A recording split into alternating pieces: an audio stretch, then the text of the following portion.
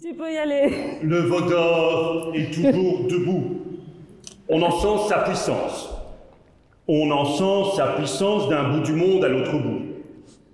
Pour fêter l'infâme idole, rois et peuples confondus, au bruit sombre des écus dansent une ronde folle autour de son piédestal. Le veau d'or est vainqueur des dieux, et Satan conduit le bal.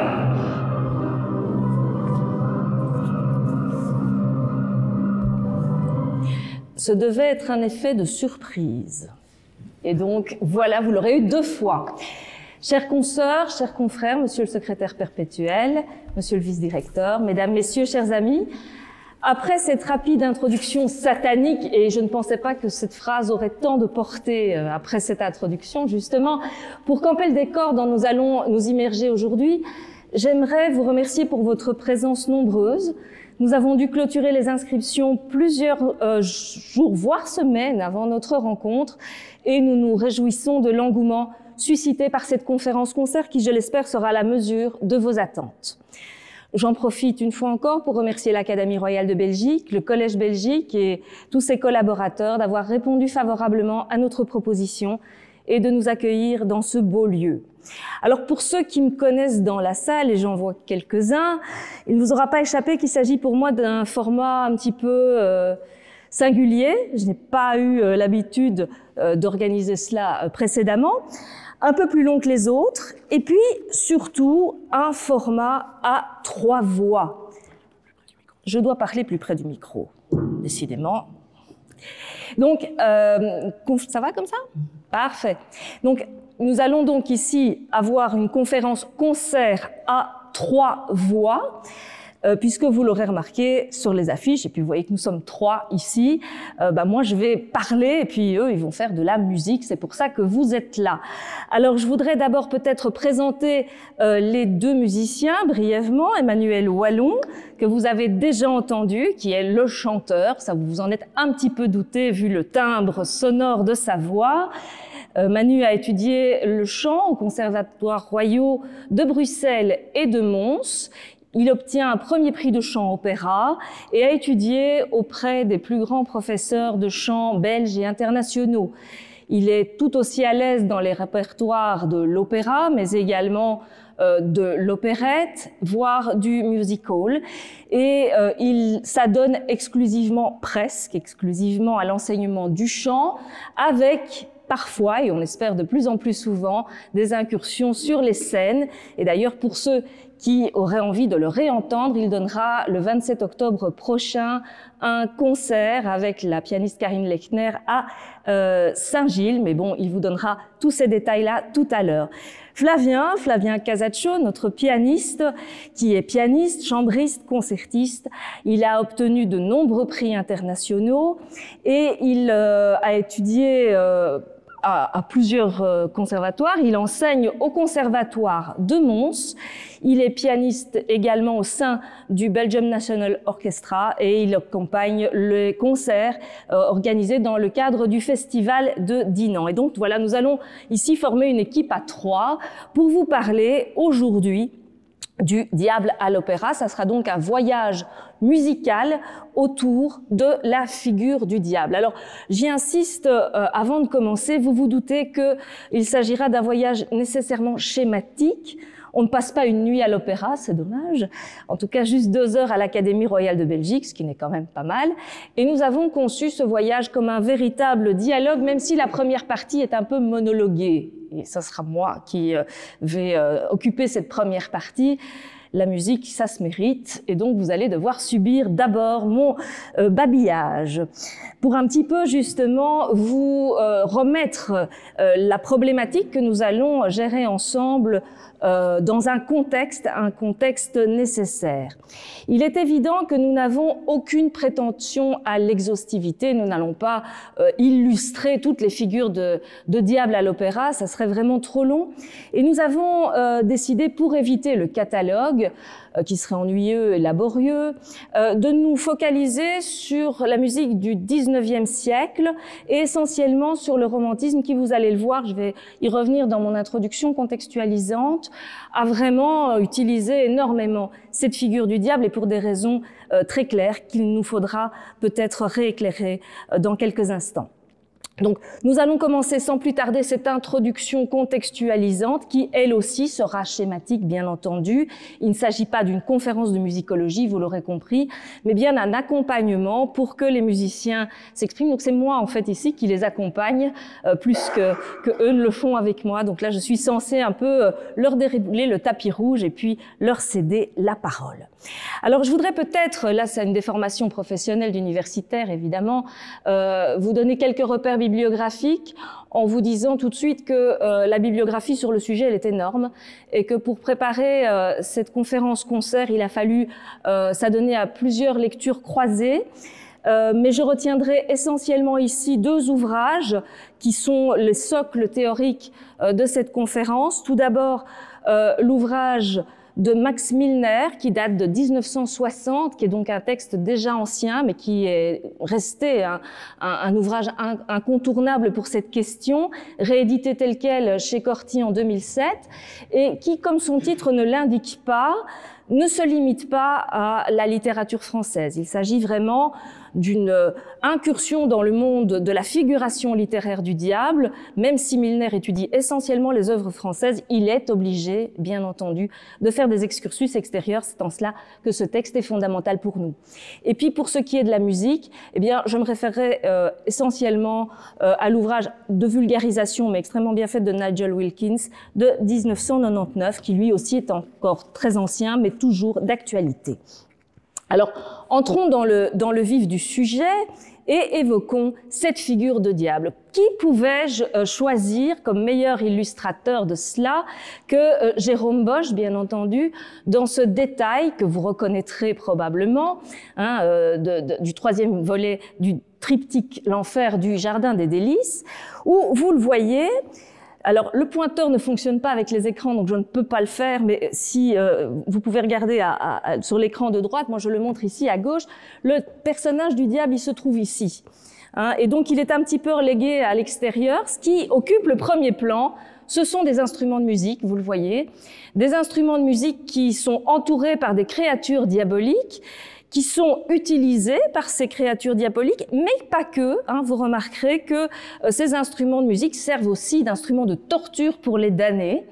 Alors, on va pas gloser là-dessus, je vais pas faire ici une conférence en histoire de l'art, mais vous remarquez que notamment le malheureux qui se retrouve écartelé dans la harpe qui se trouve à la gauche de l'image subit un sort fort peu enviable. Et donc, ceci nous permet de montrer que le diable et la musique sont intimement liés, et cela depuis toujours. Les repères chronologiques qu'on va choisir ici vont évidemment se centrer sur une représentation occidentale, c'est le choix qu'on a fait pour cette conférence. On en trouve déjà des traces dans l'Antiquité et bien entendu dans le monde judéo-chrétien.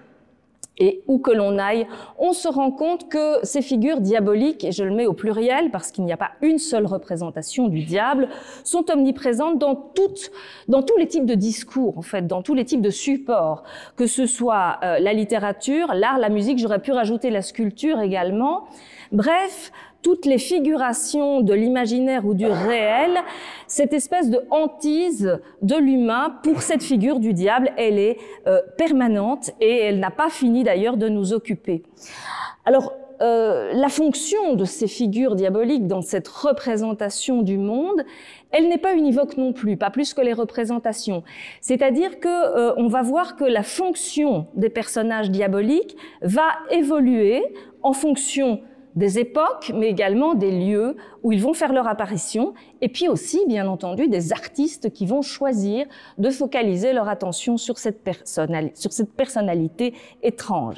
Les thèmes qui seront incarnés ou en tout cas évoqués par les figures diaboliques peuvent être bien sûr le mal, c'est à cela qu'on pense en premier lieu, mais également la tentation, la rédemption. Nous allons y revenir à propos du personnage de Faust qui va nous retenir un petit peu plus longuement dans la suite de cet exposé. Et cette fois encore, eh bien, cela dépend des contextes. Alors là, je vais remettre quelques instants ma casquette de professeur littérature et dire ce que je dis toujours aux étudiants, c'est que toute étude de réception, en effet, doit passer nécessairement par une contextualisation. Je sais que c'est plus très à la mode pour le moment, mais moi j'y insiste beaucoup, hein, notamment que la diachronie n'est pas un gros mot et que la contextualisation, elle est nécessaire parce qu'on ne peut pas interpréter les choses avec des valeurs qui ne sont pas les nôtres. Donc très clairement, les contextes, ils sont essentiels, à la fois pour le public visé. On ne reçoit pas la peinture de Jérôme Bosch de la même manière au Moyen-Âge ou à la Renaissance que on le reçoit aujourd'hui. Hein, de la même manière, si certains ouvrages avaient connu les lecteurs précédents, probablement n'auraient-ils pas non plus perçu les choses de la même manière. Alors ça dépend du public ciblé, mais ça dépend aussi beaucoup des intentions de l'artiste, les intentions qu'il met en œuvre dans sa représentation. Alors vous comprenez bien évidemment que l'opéra qu'on considère à bon droit comme un art total, je reviendrai sur cette notion, va se saisir de cette figure du diable et elle va l'utiliser de manière pléthorique. Alors on va s'intéresser maintenant justement à cette figure du diable en particulier dans le domaine musical. Alors, vous voyez que j'ai choisi ici comme illustration un diable, on n'a pas très envie de le croiser, celui-là, hein, donc une figure diabolique plutôt païenne, qui tient entre ses mains une partition de musique. Et en dessous, vous observerez une portée musicale avec un intervalle Fa-Si, sur lequel je reviens dans quelques instants. Cet intervalle Fa-Si, c'est que consécutivement au traité de Guido d'Arezzo, qui est l'un des inventeurs de la notation musicale sur portée, en tout cas qui l'a vraiment installé dans l'habitude d'écrire la musique et de la lire, va être considéré comme un intervalle très particulier. On va pas l'interdire, on va le voir tout de suite avec Flavien, on va pas l'interdire, mais enfin on va quand même éviter de l'utiliser trop souvent parce qu'on considère que c'est un intervalle particulièrement dissonant et donc diabolique, d'où son nom de Diabolus in Musica. Cet intervalle, il est composé donc de 3 tons, hein, c'est un triton, et il constitue ce qu'on appelle en musique une carte augmentée par opposition à ce qu'on appelle la carte juste. Je vais peut-être juste demander à Flavien de faire l'accord, simplement. Donc ça, c'est le fameux triton dissonant qu'on nous conseille d'éviter. Et puis la belle carte juste, c'est tout de suite, paraît-il, plus agréable aux oreilles. Alors, les compositeurs, eux, s'en sont fichus pas mal hein, de ces conseils, et ils ont quand même beaucoup utilisé ce triton, ce Diabolus in Musica, pour surprendre, pour déstabiliser leur auditeur. Alors, on en a énormément d'exemples. Il y a Bach, il y a Beethoven, il y a Liszt, il y a Debussy, mais il y a peut-être ici surtout Wagner qu'on va évoquer.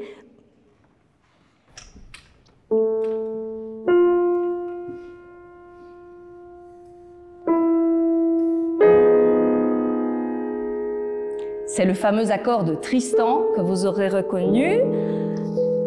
Et vous voyez que ce n'est quand même pas si moche, n'est-ce pas? Donc ça a été bien utilisé par les musiciens dans des compositions qui étaient destinées à passer à la postérité. Alors, on a vu donc que cette cohabitation du diable et de la musique, déjà dans la théorie musicale, va rapidement contaminer, j'ai envie de dire, tous les personnages qui ont un lien de près ou de loin avec la musique. C'est ce que j'ai appelé les diables musiciens. Alors vous avez ici pour illustrer cela un tableau de Franz Francken le Jeune de 1633, hein, où on voit un diable entouré de toute une série de personnages qui sont qui sont pourvus d'instruments de musique, en particulier ici des flûtes et des trompettes. Alors ces créatures associées au diable, elles sont souvent en effet considérées comme musiciennes, y compris d'ailleurs dans le paganisme. Pensez aux satyres par exemple, qui sont là aussi associés à des flûtes de Pan. Il y a quelques instruments de prédilection, ça serait l'occasion d'en faire une autre conférence dans laquelle je ne me lance pas ici.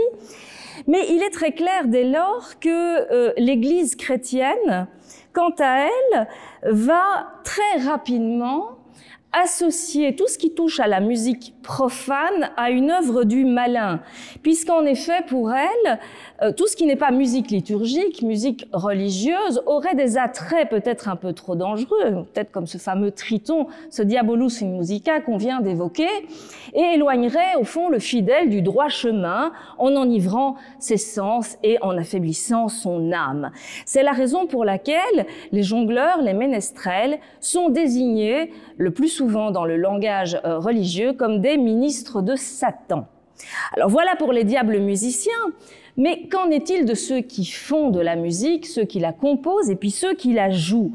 Eh bien, ils sont eux aussi assez fréquemment associés au diable. Alors vous reconnaîtrez peut-être ici en haut de l'image Paganini, dont la virtuosité passait pour tout à fait surnaturelle, au point qu'on va l'associer en effet au diable. Et puis en dessous de lui, un personnage dans son lit qui, vous voyez, est en train de réfléchir avec les mains qui gesticulent et qui a à ses pieds, ou plutôt sur ses pieds, un personnage qu'on n'a pas très envie de croiser, en tout cas moi j'ai pas très envie de le voir dans mes rêves, celui-là, mais qui est en train de lui souffler une partition. Ce compositeur, c'est Tartini, et c'est ainsi qu'on le représente au XIXe siècle. C'est Jules Bailly qui est l'auteur de ce dessin du début du XIXe siècle, pour évoquer la composition de la sonate des trilles du diable. Et donc, ce dessin assez connu s'appelle le Songe de Tartini. Alors, on parlera évidemment de Vivaldi, de Locatelli, ou même de Liszt, et j'en passe et des meilleurs. Donc, vous voyez, la liste est infinie. Donc, voilà pour vous montrer un peu que diable et musique, finalement, ça fait quand même bon ménage, et ça depuis fort longtemps. Alors j'en arrive évidemment à la partie plus historique maintenant pour un peu contextualiser les extraits qui vont nous être montrés et que nous allons entendre sous les mains de Flavien et la voix de Manu. Vous contextualisez l'apparition finalement de la présence ou de l'omniprésence de ces diables à l'opéra au XIXe siècle. J'ai évidemment pas le temps de faire une très longue introduction historique, vous n'êtes pas venu ici pour simplement m'écouter, mais en tout cas vous rappelez que le XVIIIe siècle qui précède le XIXe, ça c'est une lapalissade, mais elle n'est pas sans intérêt, en fait constitue une sorte de vrai point de rupture par rapport à la perception qu'on peut avoir du diable et de ses représentations. En effet, vous connaissez bien entendu l'image très cliché, le XVIIIe siècle, siècle de la raison, rationalisme, par opposition au sentiment. On sait très bien aujourd'hui que c'est une vision tout à fait réductrice et que raison et sentiment ont tout à fait bien cohabité au XVIIIe siècle, mais il n'en demeure pas moins vrai que le XVIIIe siècle européen, et pas simplement français, a été marqué par ce qu'on a appelé le mouvement des Lumières, qui est une sorte de remise en question de tout dogmatisme en passant par le prisme de la raison. Et évidemment, la croyance au diable, qui a perduré depuis les origines dont je vous ai parlé tout à l'heure, elle est mise à mal par les discours critiques des philosophes, mais pas que. Également l'Église qui de plus en plus devient extrêmement critique par rapport à ces croyances superstitieuses de la population envers tout ce qui touche le surnaturel, les créatures diaboliques, et elle va vraiment corseter finalement ces représentations. Alors je vous dis tout de suite que ça marche pas forcément partout, et que bien sûr il s'agit là d'une démarche assez élitiste qui va pas forcément toucher les couches moins instruites et qui sont les plus nombreuses de la population. Il n'empêche, on ne peut que constater une chose, la croyance dans les pouvoirs de Satan ne cesse de décroître jusqu'à la fin du XVIIIe siècle. Et pourtant, là aussi, sur un médium que je connais mieux que ce que nous allons voir ici, c'est-à-dire la littérature, eh bien, la littérature, elle va continuer à faire un usage très abondant des figures diaboliques, en particulier dans le roman. Je ne citerai que deux grands best-sellers du XVIIIe siècle. Il y a bien entendu Le diable boiteux d'Alain René Le Sage, et puis à la toute fin du siècle, Le diable amoureux de Cazotte. Et donc, vous voyez que déjà dans les titres, on va recourir à cette figure qui signifie quelque chose auprès du lectorat. Ajoutons également que chaque nation, chaque culture se voit enrichie par les échanges intellectuels avec les nations voisines, et que forcément, les productions artistiques d'un pays ne vont pas forcément coller de manière tout à fait parallèle avec ce qui se passe à l'extérieur. Ainsi, l'Angleterre, avec laquelle la France entretient des relations très particulières depuis toujours, elle continue d'ailleurs, je pense que depuis le Brexit, nous savons que c'est pas toujours si simple. Et donc, en tout cas, en matière d'art et de littérature, il y a néanmoins, au XVIIIe siècle, une véritable anglomanie qui va se manifester, notamment pour la vogue du roman noir anglais, le roman gothique, qui n'aura a priori aucun succès en France, qui va trouver d'autres manières de s'incarner, mais qui va quand même préparer les esprits, j'ai envie de dire, et en particulier le public romantique, à accueillir toute une série de représentation. On va se plonger dans les souterrains, on va avoir des personnages plus ou moins surnaturels. Et donc, vous voyez que là, le diable, il monte toujours le bout de sa queue un petit peu. Alors, néanmoins aussi, à la fin du XVIIIe siècle, et c'est souvent le cas des périodes de crise, et je pense que notre époque en est un bel exemple, eh bien, on assiste à des regains de crise de spiritualité. On n'est plus tout à fait intéressé par le discours orthodoxe de l'Église, mais on va aller chercher dans d'autres mouvements, on dirait aujourd'hui un peu sectaires quand même, d'autres explications à ce qui se passe dans notre existence. Et par exemple, des courants comme l'illuminisme qui vont se manifester en Allemagne, mais également en France, sont un bel exemple de tout ça. Alors, on en arrive évidemment à la question du romantisme. Le romantisme qui va nous retenir dans le cadre de notre conférence. C'est vraiment un âge d'or pour les diables et ses créatures, et je pense que vous aurez reconnu à droite sur l'image que j'ai choisie, eh bien une représentation de deux personnages iconiques pour cette représentation. C'est évidemment Faust et Méphistophélès, que nous allons voir actualisés ici à plusieurs reprises par Manu. Le romantisme va véritablement se fasciner pour ces personnages, je dirais pour Satan et peut-être plus encore pour Lucifer, l'ange déchu. Il y a vraiment là une espèce de fascination qu'on retrouve dans l'ensemble des mouvements romantiques, parce qu'il n'y a pas un romantisme non plus, comme il n'y a pas des Lumières françaises. Je suis désolée Bernard, mais voilà, la France, elle n'est pas toute seule. Et donc, en effet, le romantisme va d'abord s'exprimer dans d'autres nations, pour des raisons historiques que je n'ai pas le temps de développer ici, mais en Italie, en Allemagne, en Angleterre. Et donc, partout, vous allez avoir cette même fascination pour ces personnages d'anges déchus, dont Lucifer est probablement le plus bel exemple. Il y a d'ailleurs toujours quelque chose qui se double du mythe prométhéen. Vous savez, les mythes, ça se parle, ça se répond. Et donc là, ici, on va voir que cette fascination pour le diable, elle est parfois aussi liée à cette notion du mythe prométhéen, c'est-à-dire celui qui va voler le feu pour le donner aux mortels. Il y a toujours la question de transgression. Et donc, en effet, ces figures diaboliques, à l'époque romantique, vont incarner cette rébellion contre l'ordre établi et permettre également les interrogations sur la nature du bien et du mal. On va essayer de sortir de cette vision manichéenne, presque héritée du platonisme, où il y aurait le bien avec un B majuscule et le mal. Donc ici, on va le relativiser, pensez à ce que Victor Hugo dira du sublime, du monstrueux et du grotesque. On va vraiment rompre avec les schémas esthétiques préexistants, et ça touche évidemment, bien entendu aussi, les incarnations du diable et du bon Dieu, qu'on va retrouver à cette époque.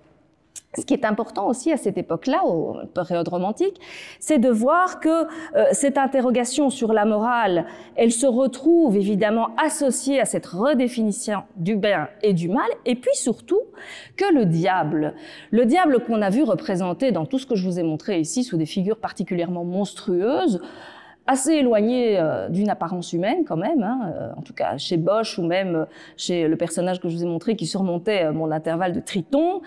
C'était pas vraiment des personnages très humains, alors que à l'époque romantique, on va humaniser le diable dans ses représentations.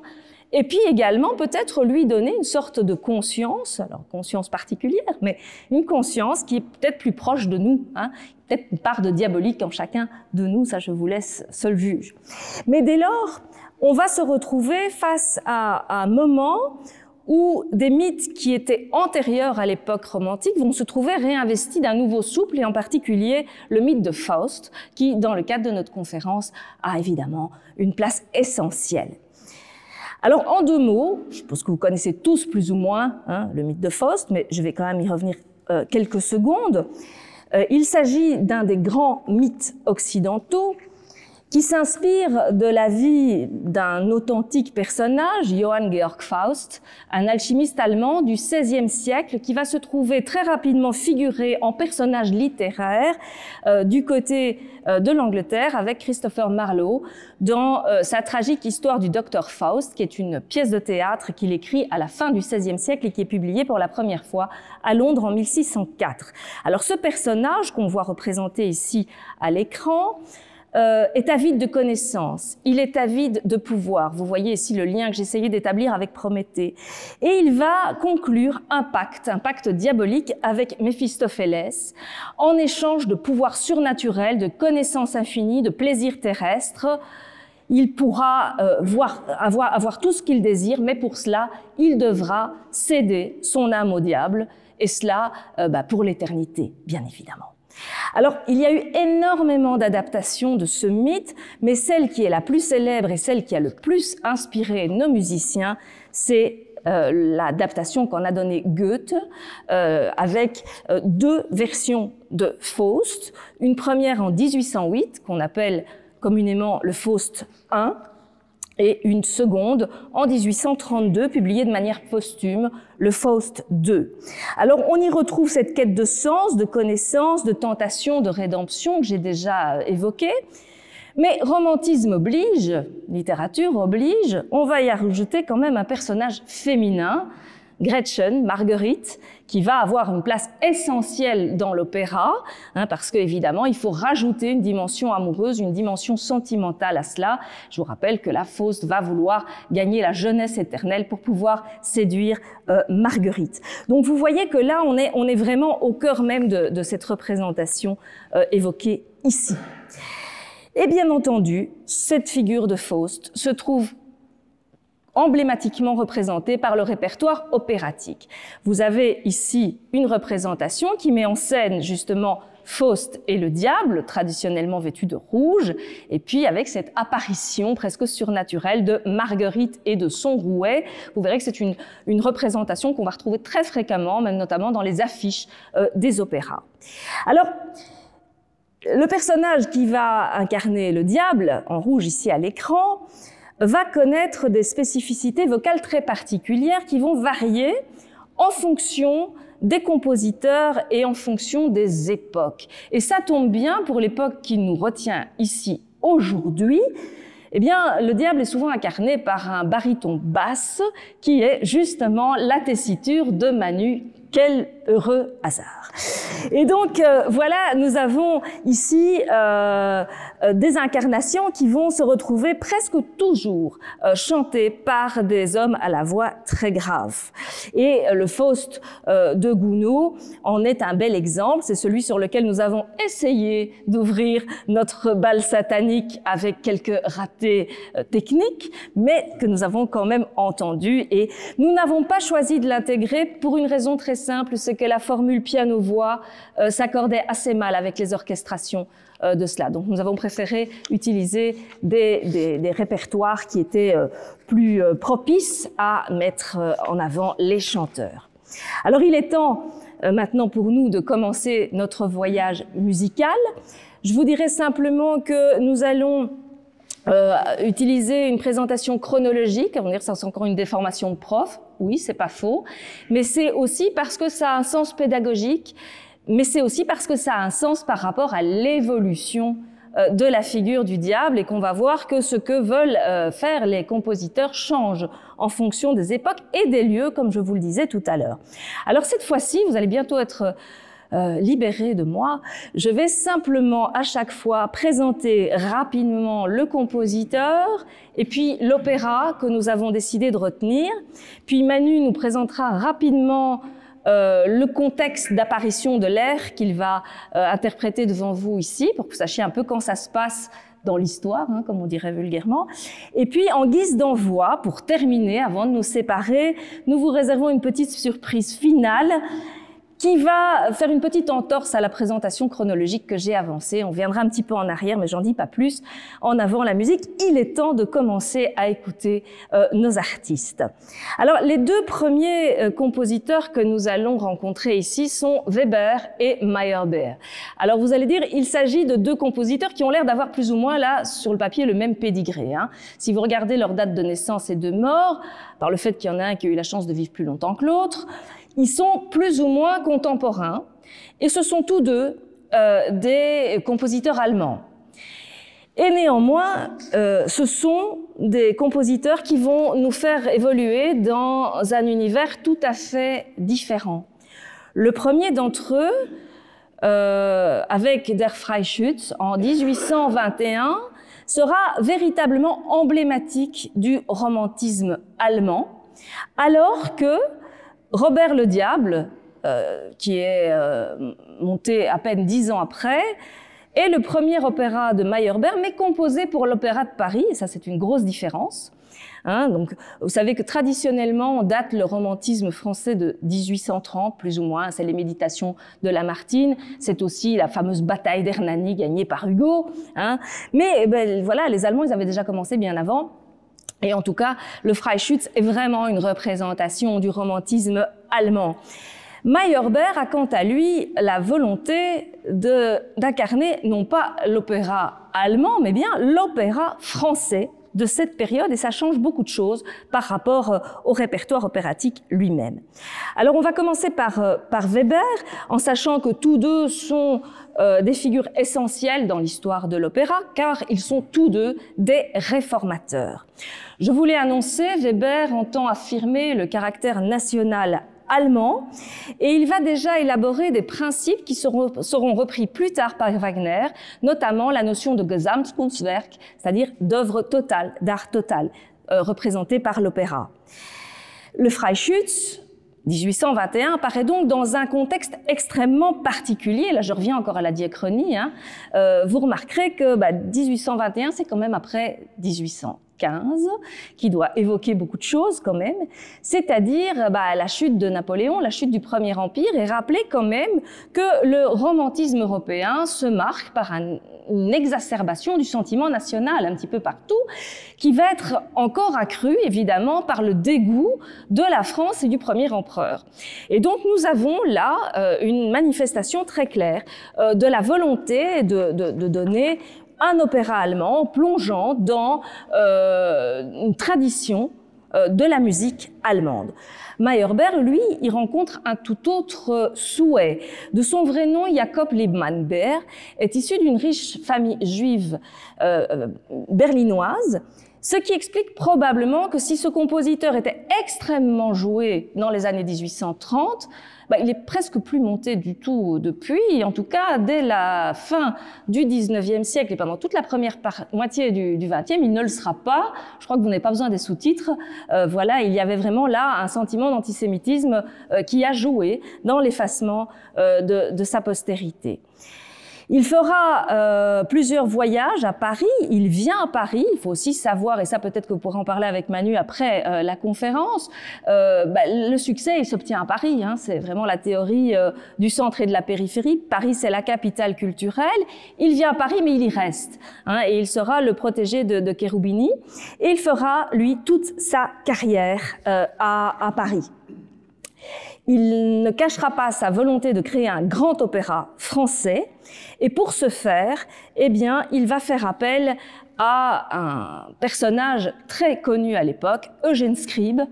Eugène Scribe, qui est un grand auteur, lui aussi un petit peu oublié quand même, hein, malheureusement, mais qui avait cette particularité d'être en plus un librettiste. Et donc, ce n'est pas un choix qu'il opère au hasard. Alors, dans les deux cas, hein, dans le Freischütz, comme dans Robert le Diable, vous avez là deux représentations de scènes emblématiques de l'opéra. Tous deux mettent en scène le diable. Alors, il est temps pour moi de céder la parole aux musiciens en vous rappelant peut-être très rapidement la donnée du Freischütz. Qu'est-ce que c'est que ce Freischütz? Alors, on est plongé dans la bohème du XVIIe siècle. Max, le personnage central, aime Agathe, la fille d'un forestier. Il veut l'épouser, mais voilà, ils n'appartiennent pas tout à fait à la même classe sociale. C'est toujours une histoire assez connue, hein, celle-là.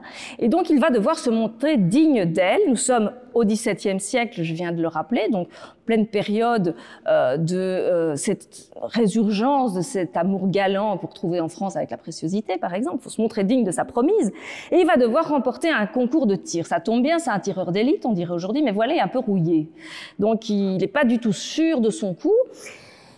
Et là, il fait la rencontre avec Caspar. Caspar qui sera incarné par Manu ici. Caspar qui n'est pas n'importe qui, c'est un homme qui a passé un pacte avec le diable. Ça devrait vous rappeler quelque chose. Vous voyez un peu ici l'analogie avec Faust.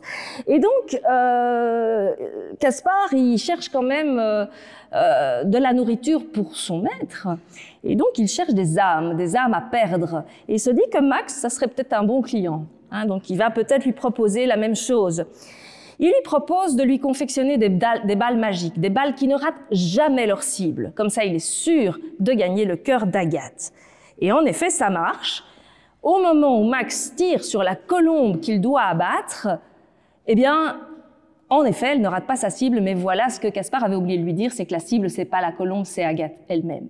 Et donc, c'est Agathe qui tombe inanimée, mais voilà, elle n'est pas morte, parce qu'elle a été sauvée par un saint ermite, hein, bien sûr, et que au final, elle est ressuscitée. C'est Caspar qui l'a dans l'os, on dirait aujourd'hui, hein, et donc ça se termine par un très beau happy end. Et donc Manu maintenant va vous présenter l'extrait qu'il va nous chanter.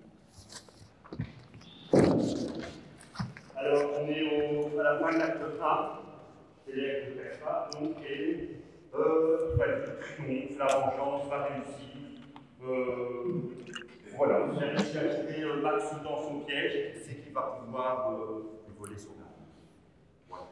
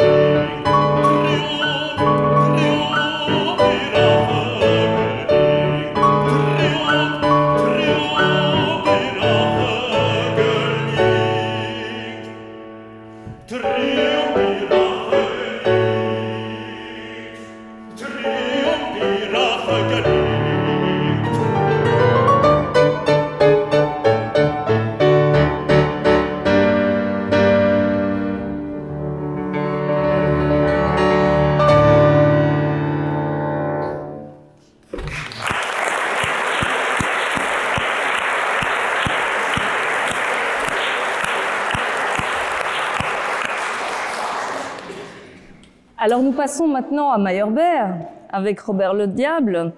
Et donc, vous allez voir, on va être dans un autre univers. Déjà, ça sera en français. Hein. Et le librettiste, je vous le disais, est un écrivain reconnu à l'époque, Eugène Scribe, le bien nommé, tant il a été prolifique. Il est né en 1791, il meurt en 1861. Alors, le succès de Robert le Diable, à l'époque, a été phénoménal. C'est pour ça que je parlais tout à l'heure des études de réception qui sont vraiment importantes parce qu'on ne peut pas mesurer la réception d'une œuvre à l'aune de notre perception des choses. À l'époque, c'était un des opéras qui a été les plus montés à Paris. Et vous y retrouvez cette démesure romantique qu'on a l'habitude de rencontrer à l'époque, hein, qui va nous plonger dans une légende populaire normande. Tout à l'heure, j'ai parlé du sentiment national exacerbé de l'époque romantique. J'aurais pu aussi évoquer le goût pour le folklore et pour le Moyen-Âge, hein, rappelant que, par exemple, Victor Hugo va faire figurer son premier grand roman romantique, Notre-Dame de Paris, au Moyen-Âge. Eh bien, ce sera aussi au Moyen-Âge que Meyerbeer va décider de nous plonger, cette fois en Italie, à Palerme, au XIIIe siècle. Le personnage de Robert serait le fils du diable.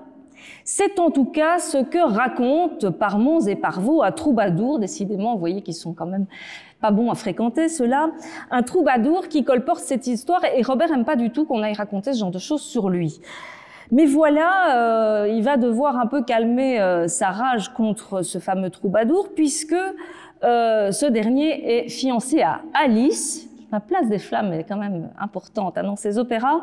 Fiancé à Alice, qui est la sœur de lait de Robert. Alors les femmes, elles sont souvent plus sagaces et plus lucides, quoi ce qu'en disent certains papes en visite en Belgique il n'y a pas très longtemps. Les femmes comprennent parfois mieux les choses, et Alice, elle comprend qu'il y a là un type qui gravite autour de Robert, qui s'appelle Bertram et qui passe pour son meilleur ami. Eh bien, ce Bertram, en réalité, elle a reconnu qu'il s'agissait du diable et donc du père de Robert qui se dissimule derrière cette apparence. Elle essaye de convaincre Robert de s'en détacher, mais voilà, elle arrive un peu tard dans la mesure où ce dernier a expliqué à Robert, un peu comme notre ami Caspar avec Max, que pour l'aider à conquérir sa belle, qui est elle aussi d'un rang un peu trop élevé pour elle, il pourrait lui donner un petit coup de main, mais il faudrait pour ça, devinez quoi, qu'il lui vende son âme. Hein, on reste dans la même thématique. Alors qu'est-ce qui va se passer ici? Il n'y a pas de saint ermite qui va venir sauver providentiellement Robert, mais voilà, pour que ça marche, cet échange, il faut que le contrat soit signé avant l'échéance des 12 coups de minuit. Et là, la procrastination a parfois des effets positifs. Robert traînouille un petit peu et c'en est fini du pacte avec Bertram qui, cette fois encore, devra repartir sans cette âme qu'il avait décidé d'emporter avec lui. Et c'est ici que Manu nous présente son extrait. Alors, avant c'était Caspar, maintenant c'est Bertram. On est à l'acte 3. Et c'est l'ère des nonnes, on appelle ça. En fait, ce qui se passe, c'est... excusez-moi, je suis un peu perdu. Robert demande de l'aide à Bertram pour gagner Isabelle, son aimée.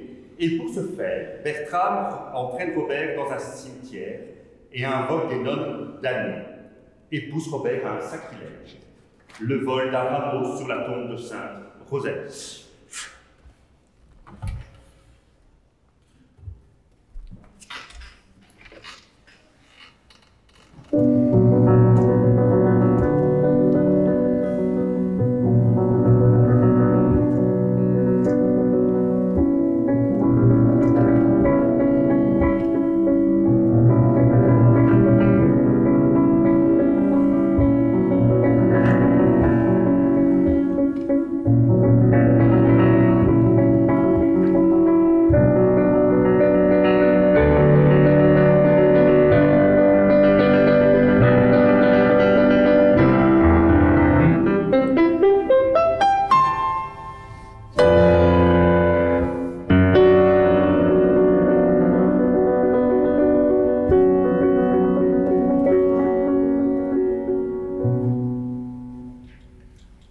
Voici donc les débris du monastère antique, voué par Rosalie aux filles du Seigneur.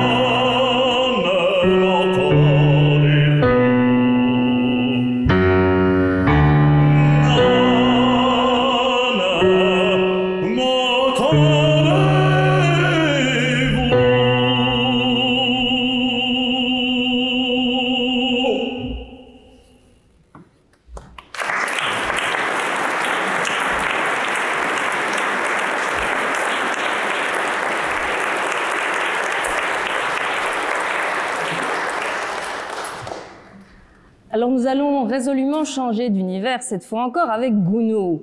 Gounod que vous connaissez, qui est vraiment a priori le grand représentant de Faust et qui a été en tout cas considéré comme tel pendant très longtemps, avec son Faust de 1859.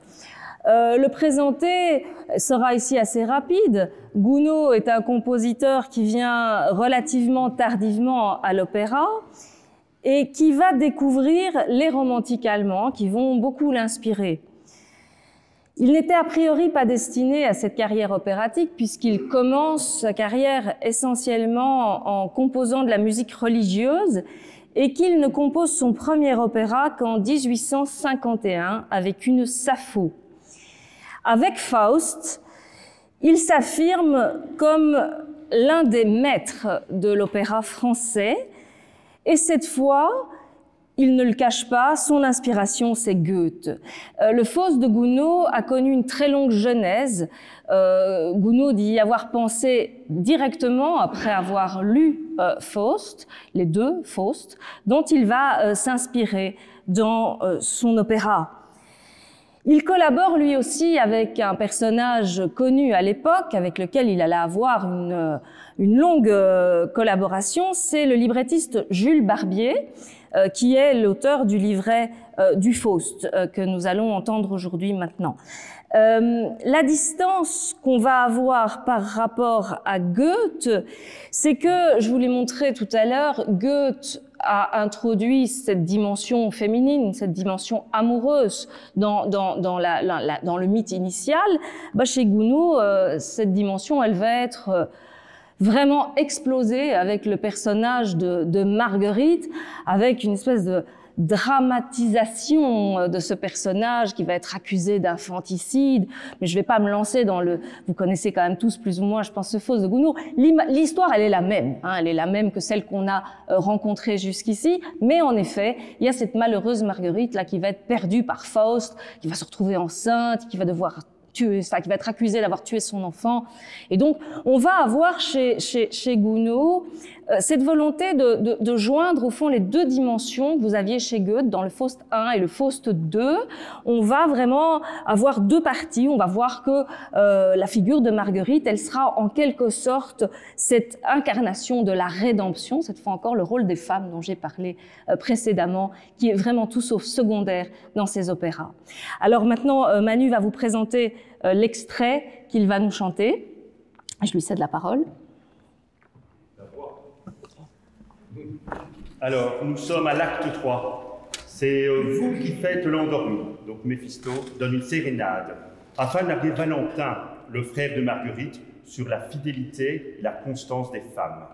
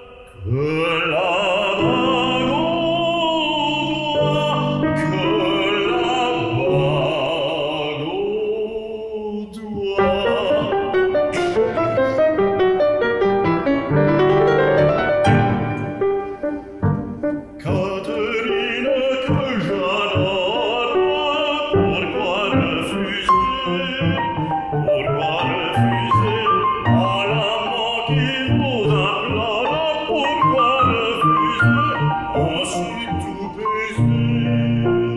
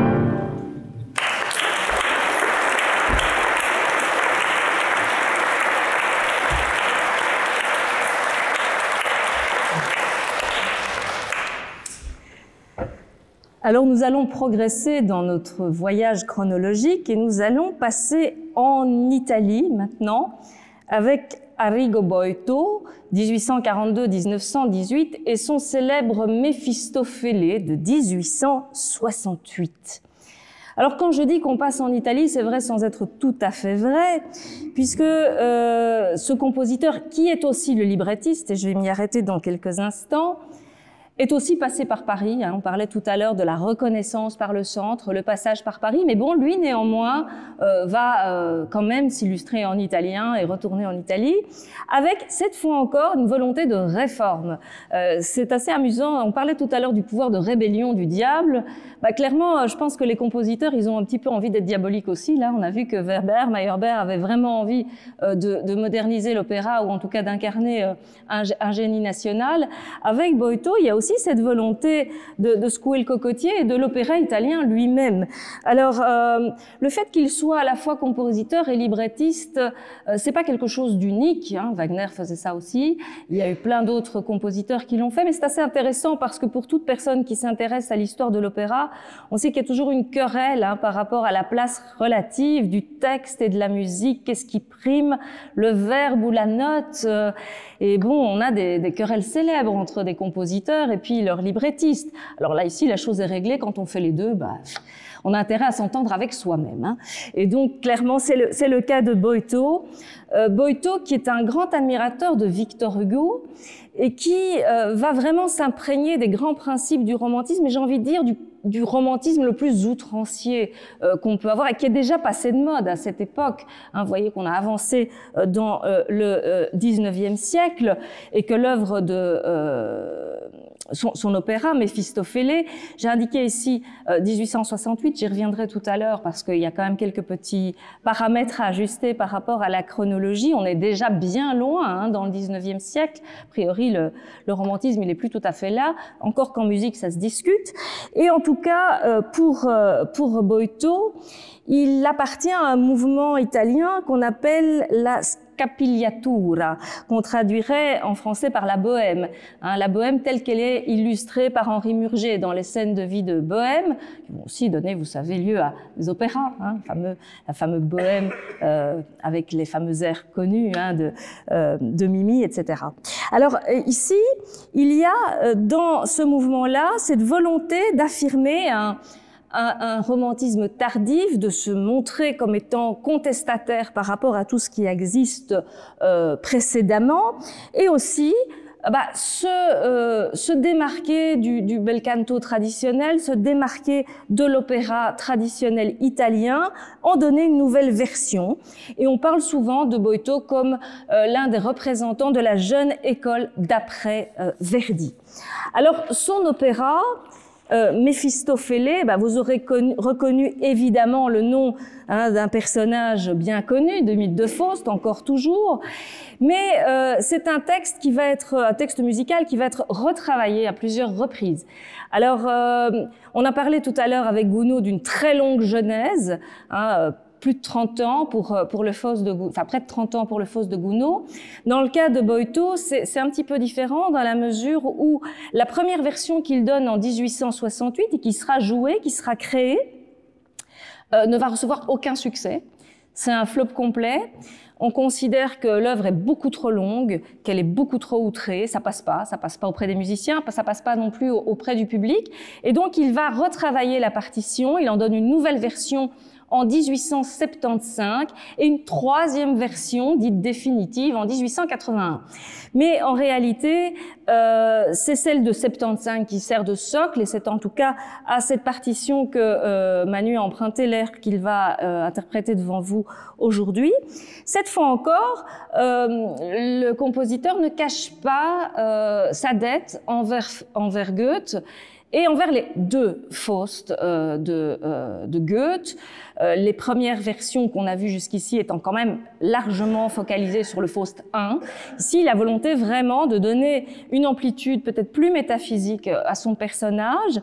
Et puis surtout, ça c'est une question quand même d'ego de compositeur, on pourrait dire d'écrivain aussi, c'est l'idée de corriger Gounod. parce qu'il estime quand même que Gounod a rien compris à Faust et que sa version à lui est quand même largement supérieure. Et donc là, il y a quand même pas mal de choses à en dire par rapport aux querelles des compositeurs les uns envers les autres. C'est assez intéressant parce que la notion d'originalité en art, c'est une notion qui est assez récente. En fait, pendant toute la tradition littéraire, que ce soit de l'Antiquité au Moyen-Âge jusqu'au temps moderne et jusqu'au romantisme, en réalité, on ne veut pas être original. Hein, ce qu'on veut faire, c'est faire mieux que l'autre. Hein, on reprend le même sujet. Donc, si vous regardez le nombre de pièces de théâtre qui portent le même titre, qui s'inspirent de la même chose, c'est pas tellement que les gens manquent d'imagination, c'est qu'ils ont envie de détrôner celui qui a fait très bien. Hein, pensons à Voltaire, par exemple, lui, il attend qu'une chose, c'est de détrôner Racine et Corneille. Ça n'a pas tout à fait marché au niveau du théâtre. Mais voilà. Donc, ici, en musique, c'est la même chose. C'est vraiment avec le romantisme qu'on va avoir cette notion d'originalité. Les dire que le génie, et justement, il va puiser dans sa faculté d'invention et qu'il va pas devoir forcément reproduire dans une démarche mimétique ce qui s'est déjà fait. Mais vous voyez que parfois, quand l'ego s'en mêle, puis quand on a un aussi beau sujet que celui-là, on va peut-être retomber dans les péchés mignons des anciens et donc, en effet, vouloir réécrire à la place de grand-papa ou du grand frère. Et c'est en tout cas ce que fait Boito. Et donc là, maintenant, je cède la parole à Manu pour qu'il nous présente son extrait. Alors, donc à l'acte 2, c'est l'air de Méphisto, Ecco il mondo, voilà le monde. Méphisto, lors du sabbat sur la montagne du Brocken, est acclamé roi par les sorcières et présente à Faust sa vision terrible et dérisoire du monde des hommes.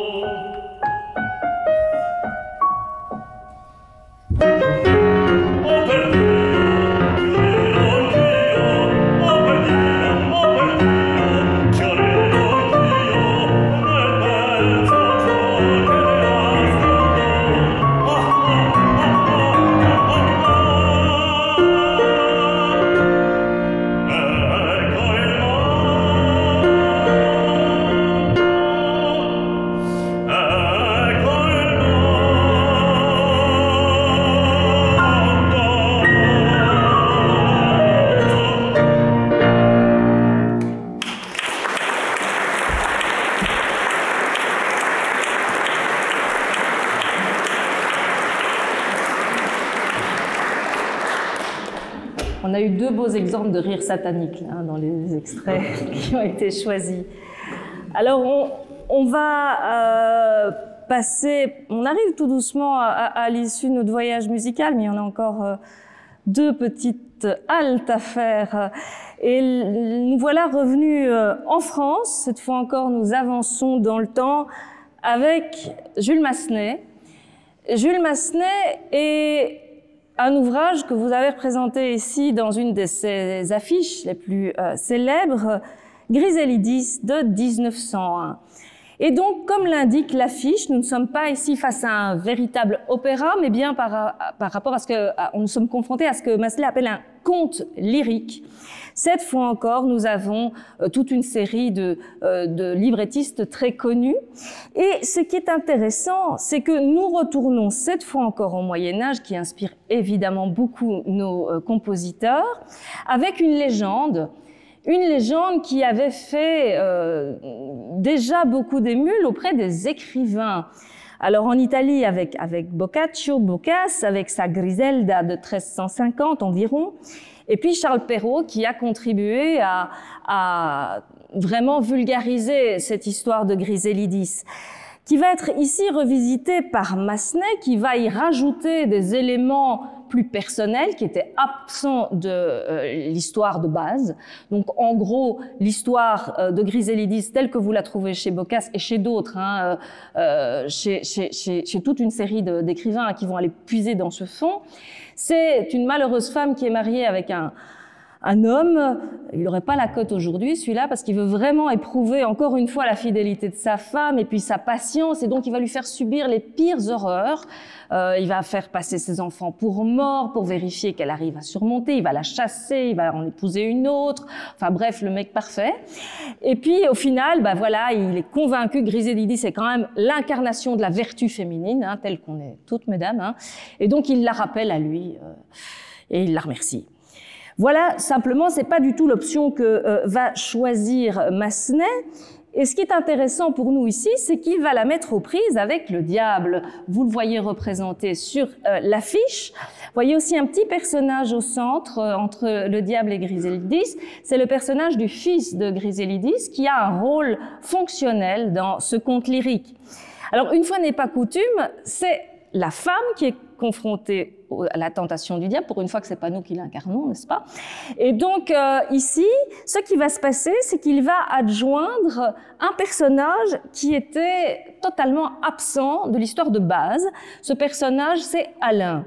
Alain, c'est l'homme dont Griselidis est amoureuse profondément, parce que vous savez que, bien sûr, amour et mariage n'ont pas toujours fait bon ménage, c'est le cas de le dire, et que clairement, ce ne sont pas deux données qui sont a priori nécessaires et suffisantes jusqu'à une période assez récente. Et donc la malheureuse, elle s'est retrouvée mariée avec un marquis de Salus qu'elle n'aime pas, qui est plus âgé, qui est pas terrible, et elle est amoureuse d'Alain. Et voilà, le diable va arriver au moment où le marquis de Salus a été envoyé guerroyer en Terre Sainte. Il lui dit, mais au fond, on profite qu'il n'est pas là. Et voilà, là, il est là, il est beau, il t'aime. En plus, ton mari te trompe sur les champs de bataille. Alors bon, là, c'est un peu difficile pour la malheureuse. Elle résiste vaillamment. Et puis, elle ne cède pas. Elle va refuser de céder à ça, puis il va quand même lui dire, mais si, il te trompe, vas-y. Elle va céder quand même, parce que voilà. Et puis elle voit son fils qui apparaît. Et là, évidemment, l'apparition de l'enfant va lui rappeler sa vertu de mère et d'épouse, et elle décide de ne pas céder à la tentation. Alors le diable n'est pas content du tout, donc il décide d'enlever le gamin, histoire de se venger un petit peu. Puis le marquis revient. Elle apprend qu'elle n'a pas du tout été trompée et qu'il lui a été fidèle. Et qu'est-ce qu'elle va faire maintenant? Eh bien, qu'est-ce qui va se passer? Sainte Agnès intervient providentiellement et elle va ramener l'enfant à Griselidis. Et cette fois encore, le diable l'a dans l'os. Donc vous voyez qu'il n'est pas toujours gagnant, celui-là. Et donc voilà le pitch, j'ai envie de dire, de ce conte lyrique, qui est considéré par les critiques comme vraiment une des grandes œuvres lyriques de Massenet. C'est pas celle qu'on connaît le mieux, mais elle est considérée comme étant vraiment importante. Et donc Manu va nous exposer le moment de son extrait. Alors, le diable n'apparaît qu'à l'acte 2. Et il chante « Jusqu'ici sans danger ». Dans cet air d'entrée, le diable décrit le bonheur d'être loin de sa femme.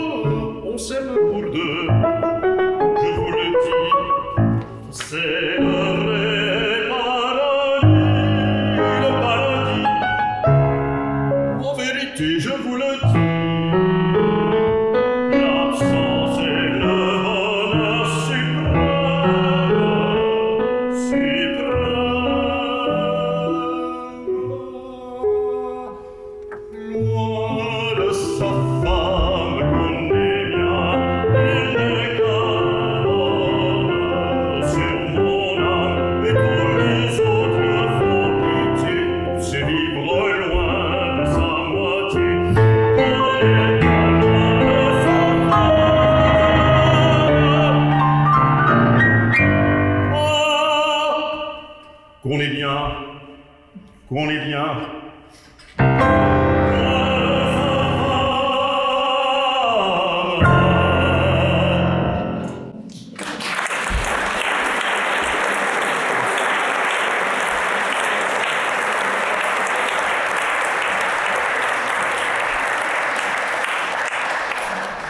On laisse à Massenet la responsabilité de cet adage. On ne devrait pas mettre de mauvaises idées dans la tête des messieurs qui assistent à cette conférence. Alors nous arrivons tout doucement à la fin du voyage avec la petite surprise que je vous annonçais tout à l'heure, notre petite pirouette, notre petit retour en arrière que j'ai intitulé « Et si le diable s'insinuait partout ?» Commencer là où on ne l'attend pas. Alors il s'agit ici, et vous verrez que parfois les universitaires sont un peu filous, je cherchais quand même comment vous annoncer cette petite pirouette, en expliquant qu'au fond, le diable, c'est pas toujours une personne. Ça peut aussi être un péché, un vice qui va avilir la nature humaine. Et là, nous les partageons tous, ces vices. Au fond, est-ce qu'ils ne participent pas un petit peu de la perfidie diabolique? Une tentation, hein, on vient d'en avoir une ici. Et la tentation pour nous, autant pour moi que pour les musiciens, était trop belle de ne pas nous faire plaisir, et j'espère de vous faire plaisir également, en vous présentant un air qu'il ne sera pas utile de contextualiser. Alors, je vais mettre un petit peu sur la voix, en détournant ici un ouvrage d'un confrère, que certains historiens dans la salle connaissent bien, de Robert Darnton, grand spécialiste de l'édition, de l'imprimerie, de l'édition clandestine, membre de l'Académie Sœur, de langue et littérature française de Belgique, qui, il y a quelques années, publiait un essai dont je vous dis tout de suite, ce n'est absolument pas le propos. Mais j'aime bien le titre, parce qu'il m'aide beaucoup ici.